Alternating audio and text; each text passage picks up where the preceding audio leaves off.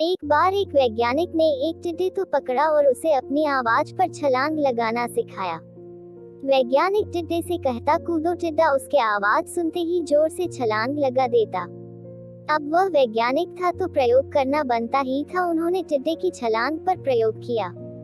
वैज्ञानिक ने उसकी एक टांग तोड़ दी और फिर बोला, कूदो। अब टिड्डे की छलांग की दूरी कम हो गई। वैज्ञानिक ने उसकी दूसरी टांग तोड़ दी और फिर बोला, कूदो। टिड्डे की छलांग और कम हो गई। अब तोड़ी गई उसकी तीसरी टांग, फिर छलांग की दूरी और कम हो गई। एक एक करके बेचारे टिड्डे की सारी टांगें तोड़ दी गई। अब आखिरी टांग टूटने पर जब उससे कहा गया कूदो तो वह हिल भी नहीं पाया। अब वैज्ञानिक ने अपना निष्कर्ष अपनी डायरी में लिखा। जानते हो उसने क्या लिखा? जब टिड्डे की एक टांग तोड़ी गई तो वह थोड़ा बहरा हो गया। जब उसकी दूसरी टांग तोड़ी गई तो वो और बहरा हो गया।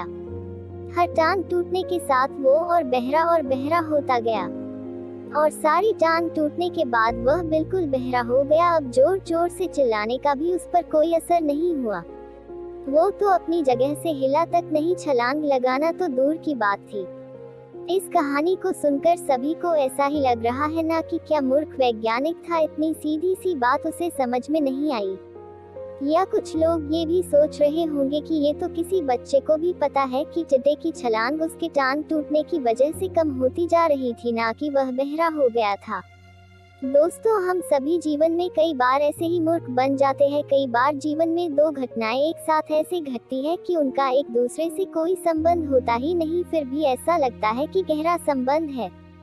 कभी कभी दिखता कुछ और है लेकिन समझ कुछ और आता है और वास्तव में होता कुछ और है।